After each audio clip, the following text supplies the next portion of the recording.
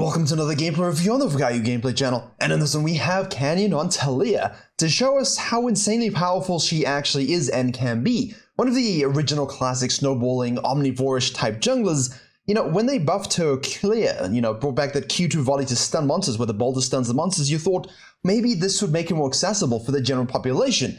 Turns out it didn't, and she was subsequently nerfed anyway because in high elo, she's an absolute menace, always has been, always will be. And particularly when you have Pantheons and Nautiluses running around, setting things up. Renekton, of course, very good pick with TALIYAH. It makes her combo so deadly, reliable, and absolutely obscene in terms of the damage. So let's see how we can carry with her in the current meta, and how Canyon absolutely obliterates this game, because, it's been a while since we had one of those in-the-zone jungle games. There's always, pros and cons, and I like the GM sort of master tier elo games because there's good and there's bad, but sometimes it's nice to look at a perfect theoretical example of how to do something. Runes in your screen now, all for the financial investment into ourselves. Little queue for some wave play just in case maybe someone's checking the bush.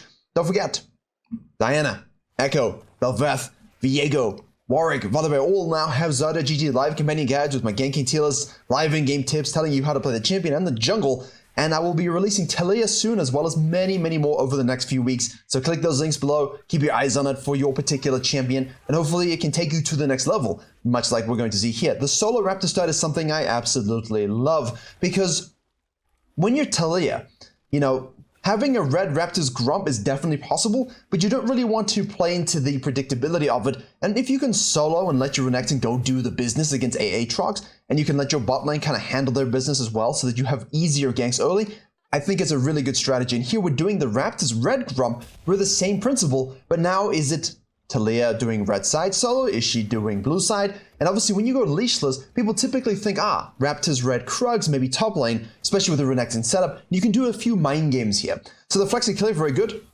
Warding this, anticipating the Wukong and knowing the Wukong start on the top side going down. This shove is very important because they all need to predict and prepare for the fact that the monkey could easily 3-camp gank them. And Canyon basically says, let me do the Grump and shadow this. And I've just done a lecture on tempo control and playing with a lead for my bootcamp. We talked very heavily about adapting your game plan to get tempo advantage just through your game planning, just through anticipation of enemy junglers and using the prio you have. Playing around prio is absolutely broken, and people just don't.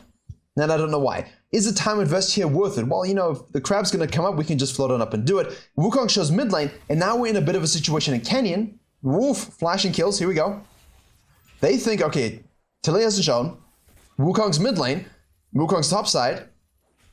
This now is a little bit too much investment for me, but if he's just waiting for the dive, you could have easily have done, going for the flashes and no sums on the bot lane here, which means we can move on here without flash, get that kill. We're cutting the wave here. Aatrox TP's in, so the 4-man sort of dive principle is not possible anymore, but top laners can TP to protect, which he does. So you can win top lane with this as well. Like that TP can win top lane also. Now, people often ask, how much time should I invest in ganking?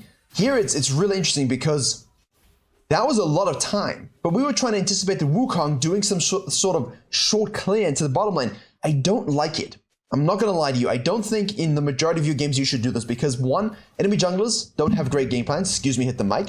2, they're not going to be as predictable with those things as they would be in Challenger. I think if there's really nothing you can do, you can always fall back to your blue, or you can do your wolves and then blue, and then look to shadow this dive afterwards. Specifically, if Wukong shows up, you can always kite on down afterwards, but as he shows up mid lane, you're in a bit of an odd situation. You have to wait for that wave to kind of make sure you get that dive through. It works out because we have Nautilus, and it works out because we are TALIYAH, but do be aware, the tracking elements and the patience elements of ganking needs to be executed properly, or you're going to have a rough time. Rough time. And of course, we fall back to this, and then we can sequence a tier 2 Raptors. We can finish off a full sequence of our jungle in theory, and then go back to the bottom lane, specifically with the Yuumi as well. So we're against a Yuumi here with a Sylas and a Wukong and an Aatrox. How do you carry this game?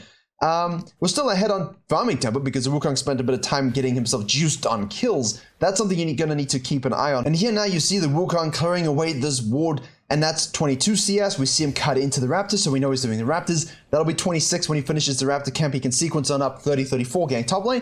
You could shadow this to a degree, and if you have a warding totem and you plan on going back to base and getting a scanner, I think if this is going to die out and you kind of track this specifically after the itemization reset, it's very important that we provide that security. Renekton's obviously got the push here.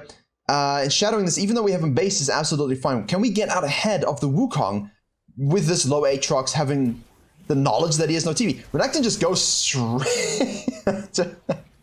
Well, sometimes things don't work out so good. This is one of those moments.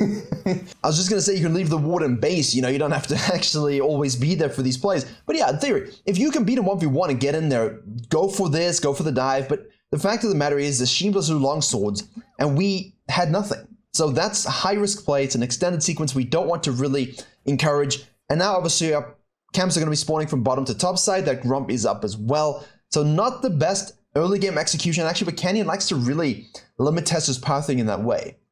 He'll overcommit, he'll be patient, I've seen the dude like red Raptors and run across mid lane and flash this wall to another jungler that's doing red Krugs Raptors. You know, like it's insane the things I've seen him do in solo queue. And he still just chills like rank 1, you know? It's really fascinating how he sees the game. So, out of base here, we have a bit of pride thanks to the earlier ganks. It paid off. We have Hex Flash on the Nautilus, who's going to do that for an angle of approach. We see it's water, which means no hesitation. Don't clear the ward. Just go, go, go, go, go, go, go. Wait for the hook. If the hook hits, oh, that's not what you... Yuumi, my dear. That's not what you want. But now Wukong showing up level 6. It's the first knockup, which means we're most likely going to die again. But how are we going to carry this with these deaths? It's fascinating, because I didn't look at the game. All I know is the final result, and I know how strong he gets. And obviously, having this risk, having a fed Wukong, who's actually done a solid job, to be honest with you, could make things a little bit difficult, shall we say. Now, good counter gank by the Wukong, yes. Out of base here, we know that there's potential for counter jungling, for going mid again, for losing the dragon. No stress for us. Make sure now we focus on our optimization. We're down a little bit in gold, but we can still carry this game. So we're going to do the red here. We're going to do the Raptors. We'll get 6. We're going to shadow this and watch. Okay, watch this. As soon as the Silas goes in here, the Nautilus is roaming with a good angle of approach. Don't get sucked into finishing the Raptors, okay? You see that? We were gonna do it, but we see the Nautilus, we see the all-in, we see we can rotate, do it, and now shove, and you'll get yourself a good amount of experience back. And again, the bot lane prio, the top lane prio, the mid lane prio that you see these players get is because they created, right? Whether the plays are necessarily always the best or not, the presence bot lane has created the ability for the Nautilus to use that prio. It's also a Yuumi, so she can't just walk on around and do nothing. You know, she wants to attach to the Wukong. He's going to hold the wave here. We see 41. So now we actually don't see which direction he goes. If you're tracking what side he's on and you see him going down, you know he's probably going to go for that red. But it's also very possible that he simply thinks you might be going for the Herald, and he wants that as well. There we go. And now we can fall back to his blue side with a Grump Wolf spawning afterwards. So that case, going up to the objective and falling back to camps, even though they're not up now, they will be after he does the Herald. And because Renekton is going to be basing, because Silas has a lead on the Rise, I mean, like, you should be banned for locking in this champion, Canyon can do nothing. So even though it's warded, and he doesn't even check, there's no stress, right? There's absolutely no stress. He can fall back to this really, really easily. So Canyon just focuses on a sequence here, which I think is good. Basically, we're looking to make ourselves as strong as possible for a rotational gank and then a strong, strong team fight. But this is why TALIYAH is so good, because even though things didn't really pan out PvP-wise, she can still farm really damn quickly, and the stun on the boulder makes it so that you're significantly healthier. We don't really need to take the blue right now because we see this action on the bot side. We have made the Yuumi 6 significantly delayed. Lucian goes for it now to the cannon wave. Just a huge wave. That's a lot of damage. You don't want to go into that damage. You know, the melee minions only do like plus 12 in the first 5 level ups. Then you've got, of course, the range doing plus 24, and that keeps increasing from every level up. The siege do like 42. And, you know, it's a lot of damage to go into a fat wave there. Not recommended. But good ult by Kenny to get into the picture, get some more kills, fall back now to our blue buff. If you can solo this, if there's nothing else to do, and you know Wukong's topside for whatever reason, then you can, of course, try and solo that dragon, but please, caution. Forcing it is not the right way. Now, we were sequencing up, and then we reversed it to sequence down, and now we have no camps on the map just yet, but the sequence down will still be there. We're going to run down the mid lane, I think. Let's have a look to see what we can do. Nautilus is again roaming here. Rise, illegal champion pick. Yuumi on the Lucian, man. Yuumi is such a disgusting, disgusting champion. Rise disrespects the AFK Nautilus, disrespects the AFK TALIYAH. Moving on down, Canyon, beautiful. Just moving on down, seeing this play, reacts to it. So, a lot of the time, Wukong still gets a kill on the Riser because, imagine, that will kill. This is where games are made. This is where wins are made, right here. Look, go watch your VOD review. Yuumi and Lucian have shown up again, but now we've put the E out, so you can't really dash, can you? We are rooted, unfortunately. He did try, he did get rooted. We smacked that kill, we flashed away to get some healing. Now we're poking from range with our Q. Nice hook by the Nautilus. 4 kills in the space of like 30 seconds. Now, yes, the Nautilus is making plays with us, right? This is a 10 and 9 KP combo at the moment. But how many times, and I want you to go to your VOD reviews, you've had this kind of champion in bot lane, and you do a few ganks, and he does actually move around the map, and people are getting really good about moving around the map. Not correctly, but, you know, they do move around the map. Have a look to see where your pathing could have maximized that supports roam. You know, here we see this, we don't go farming. We don't run to the bot lane, we don't run to the top lane. We see it, we move immediately to it. Okay, Wukong's gonna have to react to it at some point, and we play around it. Here we go, the Wukong now moving deep into the jungle here, trying to create Dragon Prior. Goes hard on the Nautilus, but we do have a lead from the Samira's case. Canyon does the Raptors into the Krugs for the quadrant reset, nothing else on the top side whatsoever. That's the last time I'll ever help that Renekton. And now we can go straight to this scenario as well. This is over-aggression from the Wukong that needs to be punished. Here comes Silas. 4v2 bot. Rise, champion, come, let's go. Well, best will be a 3.5 versus 4. Renekton's also moving. Because we moved directly to cut it off, we're good. Okay, there you go, that's fine.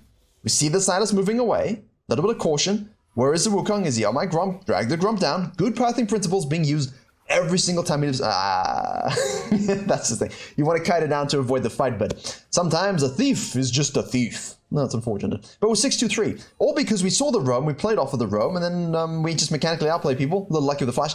Wukong now is just desperate. He's down 20 CS. Okay. Yeah, he got the Herald and so on. He wants to use it. Yuumi does stun the Samira. We do knock back the Yuumi though, and we get that kill, which is absolutely crucial. The bonk goes through on the Wukong, but again, in a huge-ass wave, taking a tower shot. Kenyon's just sitting there chilling, forcing and baiting. Here we go. Okay, watch the minions with your Q, obviously. We do have the ball to slow. Again, into minion wave, but we have the E, we have the stopwatch. Well played. Mechanical gap and minion wave knowledge gap. I don't know why people are fighting in thick custom minions. It's a lot of damage, guys. Next time you die fighting in a wave, press the damage thing. See how much the minions did to you. It's a lot of AD. Don't do that much. So, Wukong now feels a little bit desperate, which is interesting because he played a good game. If he just kept playing his game and looking to maybe snowball somewhere else, it would have been fine. Because Canyon really invested in bot lane, and yeah, he died twice for it, he was able to create a bit of panic from the Wukong's perspective. And as such, we can play around that.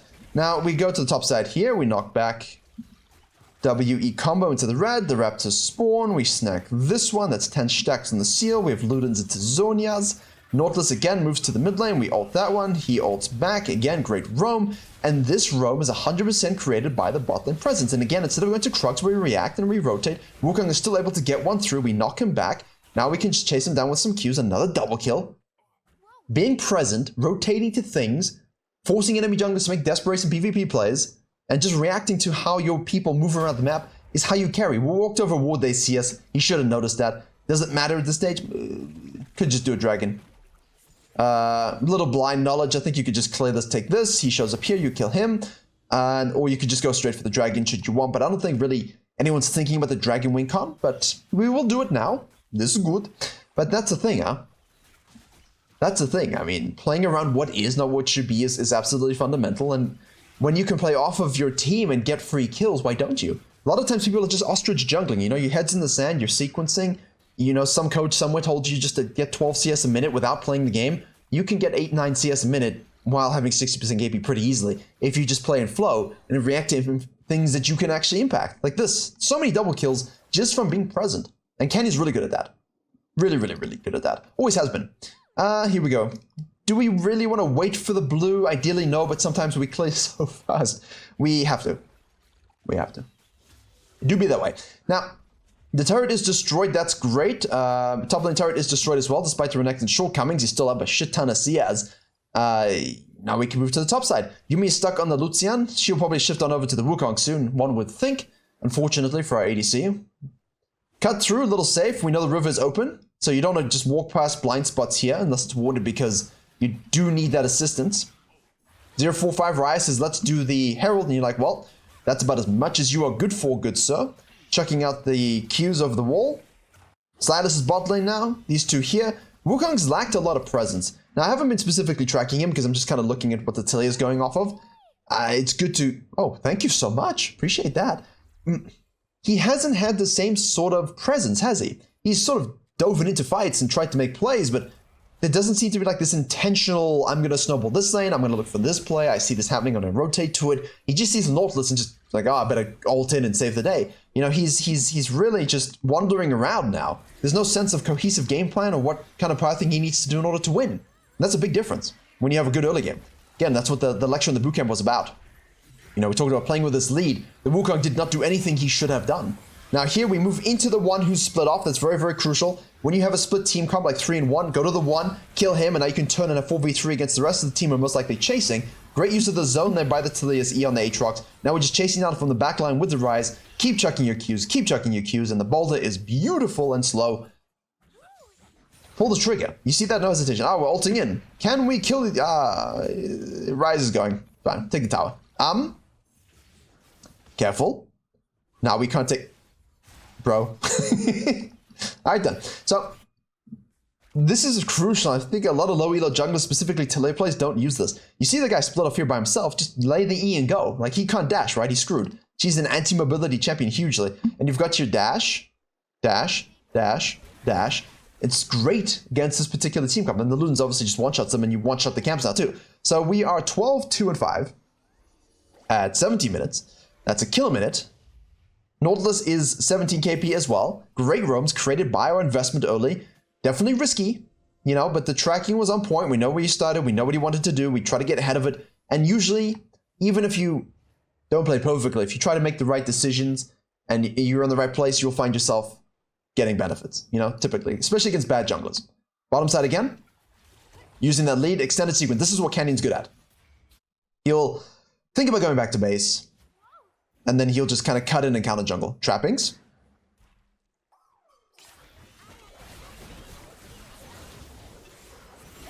Okay. Okay. Okay. Oh, Aatrox is so strong and irritating. So strong and irritating. Ah, we got hit by the Silas Nautilus ult. Renekton TP's in. Oh, guys, I'm in the game. Hi, Crocodile. Alright then, so... First of all, oh, the hooks are now not hitting. Funny, funny hook, yet they still go in, thinking it's someone else. Ooh, stop watching mid-air. Very, very good. Yeah, that was... I'm just going to say that was entertaining. Do you agree? I don't think there's much to analyze there other than Nautilus chucks out a hook, misses it, so they're like, hey, let's fight. No one else could be there, right? Yeah. Fascinating. But I mean, I swear if that was me on the enemy team, that was me on the enemy team, that Nautilus hook would just hit somehow.